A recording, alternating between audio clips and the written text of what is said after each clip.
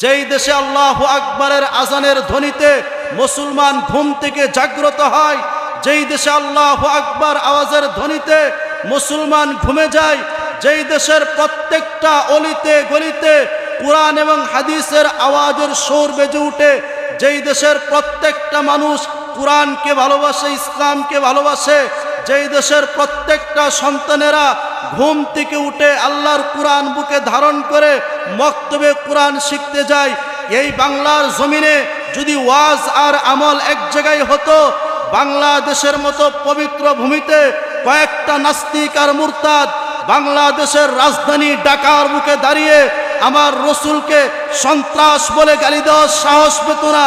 আওয়াজ দেয়া বলেন ঠিক না বে ঠিক?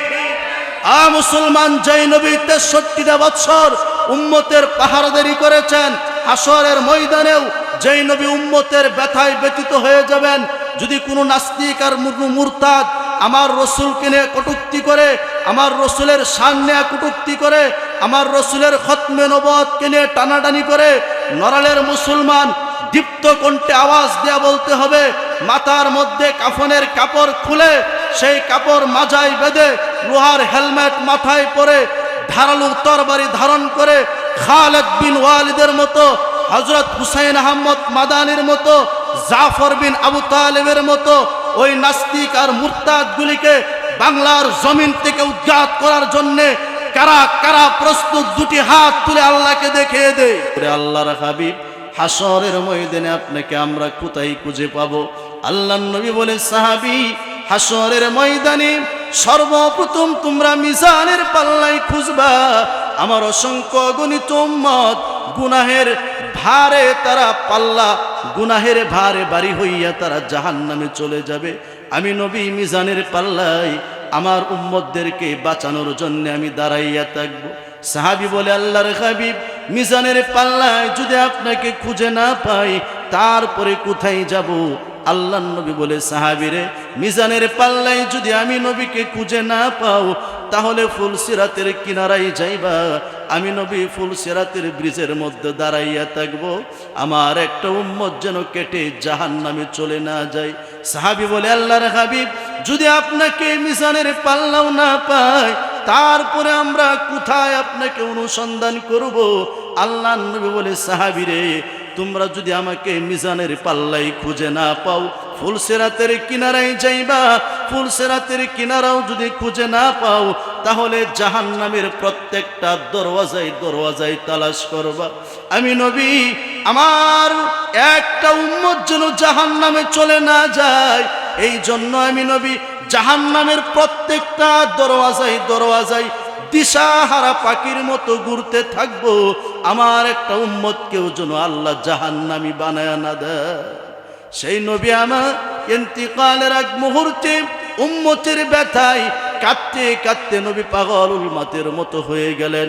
আমার আল্লাহ যখন জিম্মা নিয়ে গেলেন, এবার আল্লাহ রব্বুল আলামিনের পক্ষ থেকে ফয়সালা হয়ে গেল, নবী চলে যাইতে হবে। হযরতে আজরাইল আল্লাহ নবীর হুজরার ভিতরে তাশরিফ আনলেন। আল্লাহ নবী বলে, আজরাইল, তোমার কাজ তুমি শুরু করে দাও। মালাকুল মউত আজরাইল আল্লাহ নবী রাহমাতুল লিল আলামিনের বুকের মধ্যে হাত রাখলেন। আল্লাহ নবীর বুকের মধ্যে এইভাবে শুধু হাতটা একটু বসাইলেন, হালকা চাপ দিলেন। আল্লাহ নবী চিৎকার করে কান্না শুরু করলেন আর ডেকে বলে, আজরাইল, আমার মনে হচ্ছে ওহুদ পাহাড়টা আমি নবীর বুকের মধ্যে চাপায়া দিয়েছ। আজরাইল বলে, আল্লাহর হাবিব, হযরতে আদম পয়গম্বর থেকে নিয়ে ঈসা রূহুল্লাহ পর্যন্ত এমন কোন পয়গম্বর নাই যার জান আমি আজরাইল বাহির করব না। এত সহজে কারো জান বাহির ইতিপূর্বেও করি নাই, ভবিষ্যতেও করব না। নবী গো, আমি আজরাইলের হাত মাত্র আপনার বুকে চাপ দিলাম, আপনি কি বলেন?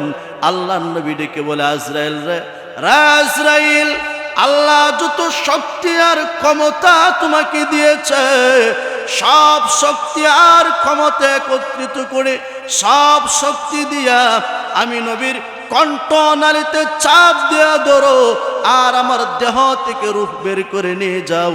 আমার নবীর কোনো কষ্ট নাই। কিন্তু আজরাইল আমার যত উম্মত পৃথিবীর জমিনে আসবে কিয়ামত পর্যন্ত, আনেওয়ালা একটা উম্মতের মৃত্যুর যে কষ্ট হবে সেটা আমি নবীকে দিয়ে দাও। তারপরেও আমার গুনাহগার উম্মতের মৃত্যুর আগ মুহূর্তে তাদেরকে মৃত্যুর যাররা পরিমাণ কষ্ট দিবি না। এই জন্য আল্লাহ নবী বলেন, উম্মত মৃত্যুর যন্ত্রণা বড় কষ্টের যন্ত্রণা। আল্লাহর হাবিব রাহমাতাল লিল আলামিন বলেন, একটা মানুষকে ধারালো তরবারি দ্বারা যদি 3000 আঘাত করা হয়, লোকটার দেহটা যেমন ক্ষত বিক্ষত হয়ে যাবে। আল্লাহ নবী বলেন, মালাকুল মউত আজরাইল যখন মানুষের দেহ থেকে রূহ বাহির করবে, মানুষটাকে এমনভাবে তুলার মতো ধূলিসাৎ করে ফেলবে। আল্লাহ নবী বলেন, একটা টিস্যু বক্স থেকে বাহির করলে যেই রকম টান দিলে সহজে চলে আসে, আর টিস্যুটা যদি বীজাণু হয় তাহলে টান দিলে বারবার যেমন ছিঁড়ে যাবে। আল্লাহ নবী বলেন, বেঈমান আর নাস্তিক মুরতাদগুলির জান যখন আজরাইল বাহির করবে, রূহটা টেনে টেনে হেসড়ে হেসড়ে বের করবে। আর এত কষ্ট হবে রে উম্মত, একটা তরবারি দিয়া 3000 আঘাত করলে যত না কষ্ট হয়, ওই বেঈমান আর নাফরমানগুলির যখন জান বাহির করা হবে তার চেয়েও আরো ভয়ঙ্কর রকমের কষ্ট তাদের হবে।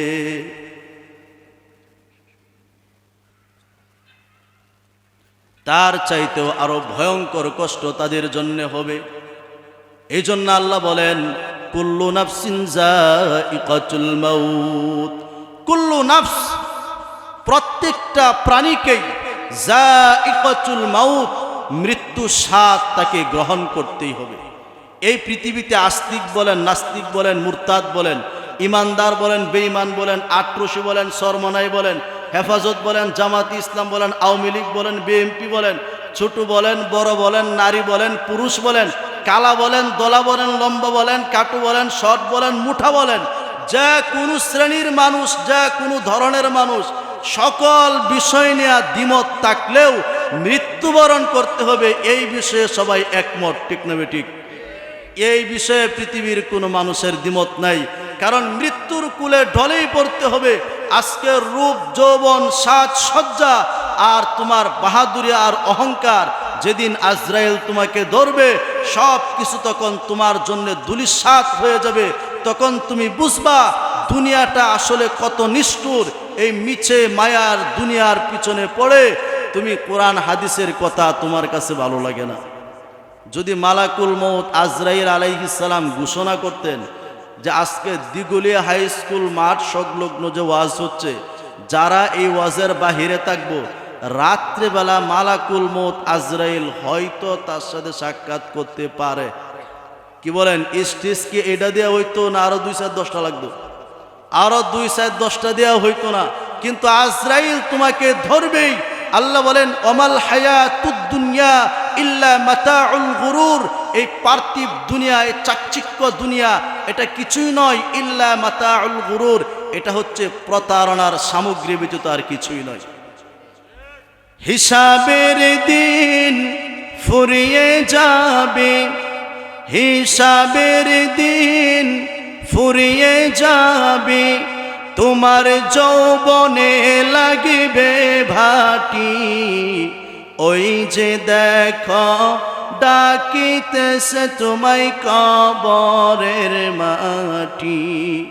ওই যে দেখো ডাকিতেছে তোমায় কবরের মাটি। সন্ধ্যার আগে যেদিন ডুববে রে বেলা, এক পলকে বন্ধ হবে যত রঙ্গে মেলা। সন্ধ্যার আগে যেদিন ডুববে রে বেলা, এক পলকে বন্ধ হবে যত রঙ্গে মেলা।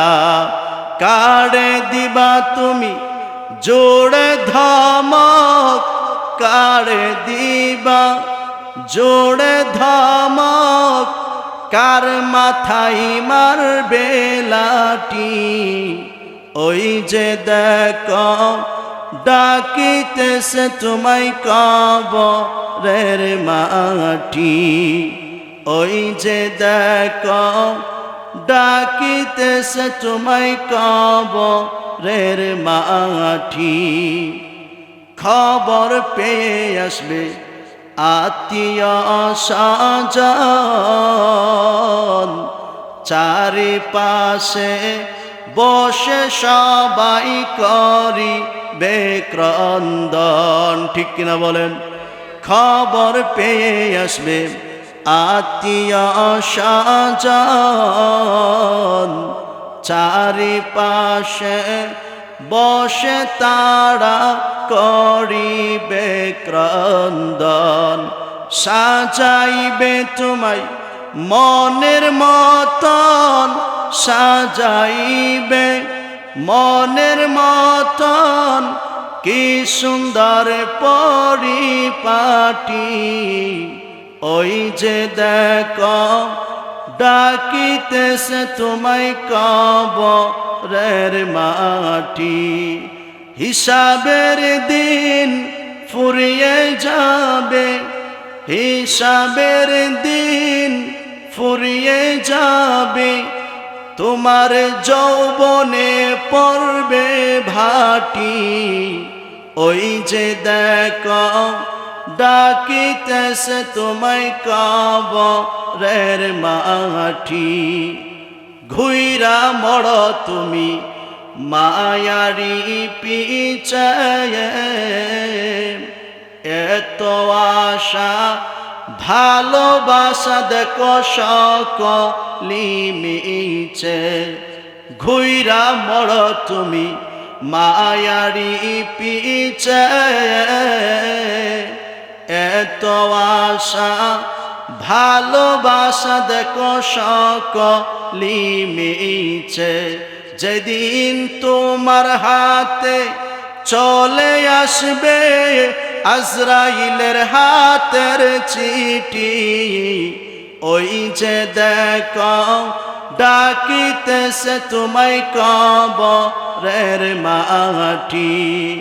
হিসাবের দিন ফুরিয়ে যাবে, হিসাবের দিন ফুরিয়ে যাবে, তোমার যৌবনে লাগিবে ভাটি, ওই যে দেখো ডাকিতেছে তোমায় কবরের মাটি, ওই যে দেখো ডাকিতেছে তোমায় কবরের মাটি।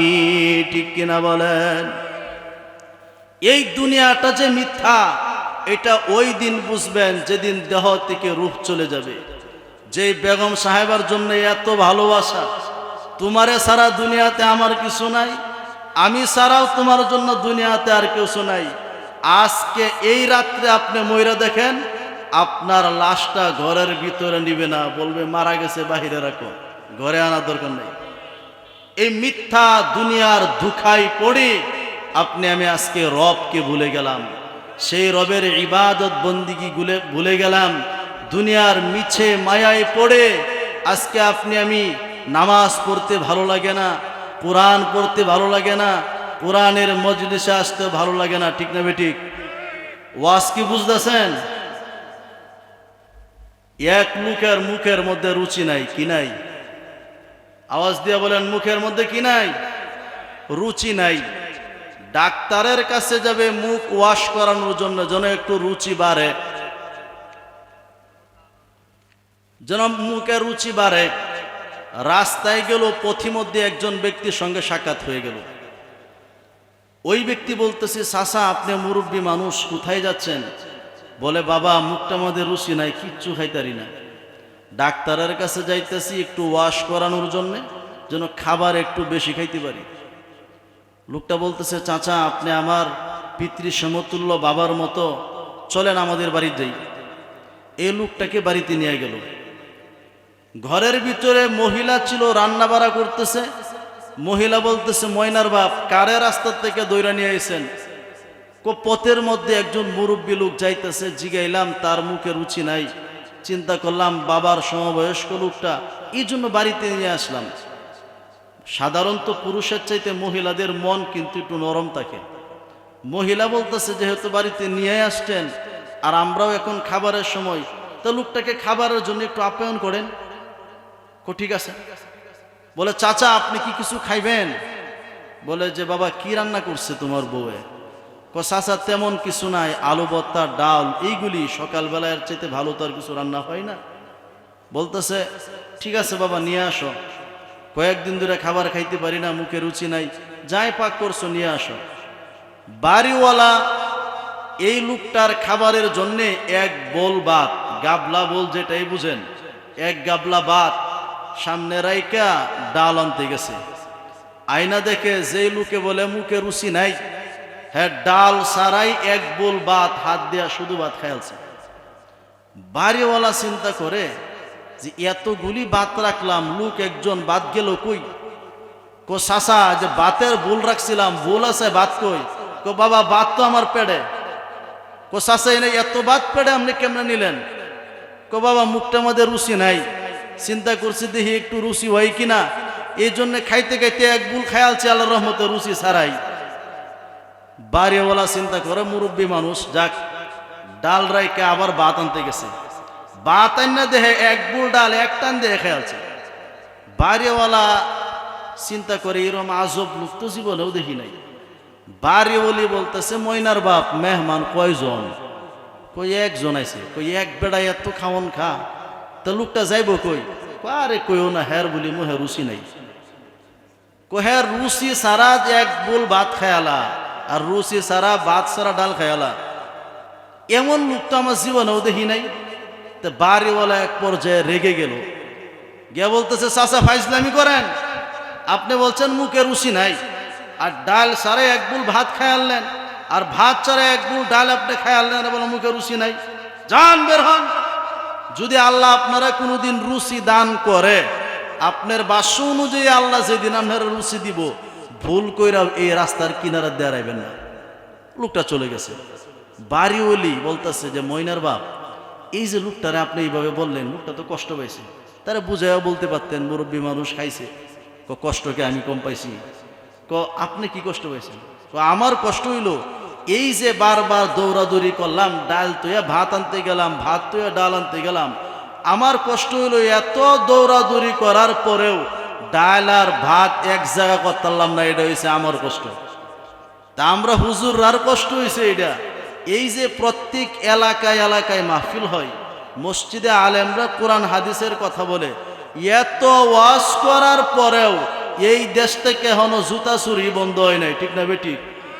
এত ওয়াজ করার পরেও মসজিদে আজানের পর দেখবেন মুসল্লি 2 জন 3 জন, জামাত হইতে হয় না, মনে হয় যে জামাত আইসে হতে বাইরে আইসে অবস্থা। এত কোরআন হাদিসের ওয়াজ শোনার পরেও আপনি আমার ছেলেমেয়েরা আজকে সন্ত্রাস হচ্ছে, আপনি আমার ছেলেমেয়েরা কোরআন হাদিস থেকে বঞ্চিত হচ্ছে। এত ওয়াজ করার পরেও দেখবেন আপনার মেয়েটা রাস্তায় দেয়া যখন বের হয়ে যায়, অর্ধ উলঙ্গ আর বেহায়াপনার মতো বের হয়ে যাচ্ছে। তার মানে হলো ওয়াজ আর আমল আমগুর আজও এক জায়গা হয় নাই, ঠিক না বেঠিক? যদি এই দেশে ওয়াজ আর আমল এক জায়গায় হতো, যেই দেশে আল্লাহু আকবারের আজানের ধ্বনিতে মুসলমান ঘুম থেকে জাগ্রত হয়, যেই দেশে আল্লাহু আকবার আওয়াজের ধ্বনিতে মুসলমান ঘুমে যায়, যেই দেশের প্রত্যেকটা অলিতে গলিতে কোরআন এবং হাদিসের আওয়াজের সুর বেজে উঠে, যেই দেশের প্রত্যেকটা মানুষ কোরআনকে ভালোবাসে, ইসলামকে ভালোবাসে, যেই দেশের প্রত্যেকটা সন্তানেরা ঘুম থেকে উঠে আল্লাহর কোরআন বুকে ধারণ করে মক্তবে কোরআন শিখতে যায়, এই বাংলার জমিনে যদি ওয়াজ আর আমল এক জায়গায় হতো, বাংলাদেশের মতো পবিত্র ভূমিতে কয়েকটা নাস্তিক আর মুরতাদ বাংলাদেশের রাজধানী ঢাকার মুখে দাঁড়িয়ে আমার রসুলকে সন্ত্রাস বলে গালি দেওয়ার সাহস পেত না। আওয়াজ দেওয়া বলেন ঠিক না বে ঠিক? মুসলমান যেই নবী 63টা বছর উম্মতের পাহারাদারি করেছেন, হাসরের ময়দানেও যেই নবী উম্মতের ব্যথায় ব্যতীত হয়ে যাবেন, যদি কোনো নাস্তিক আর মুরতাদ আমার রসুলকে নিয়ে কটূক্তি করে, আমার রসুলের শান নিয়ে কটূক্তি করে, আমার রসুলের খতমে নবুয়তকে নিয়ে টানাটানি করে, নড়ালের মুসলমান দীপ্ত কণ্ঠে আওয়াজ দেয়া বলতে হবে, মাথার মধ্যে কাফনের কাপড় খুলে সেই কাপড় মাজায় বেঁধে লোহার হেলমেট মাথায় পরে ধারালো তরবারি ধারণ করে খালেদ বিন ওয়ালিদের মতো, হযরত হুসাইন আহমদ মাদানির মতো, জাফর বিন আবু তালেবের মতো ওই নাস্তিক আর মুরতাদগুলিকে বাংলার জমিন থেকে উৎখাত করার জন্য কারা কারা প্রস্তুত? দুটি হাত তুলে আল্লাহকে দেখিয়ে দেয়।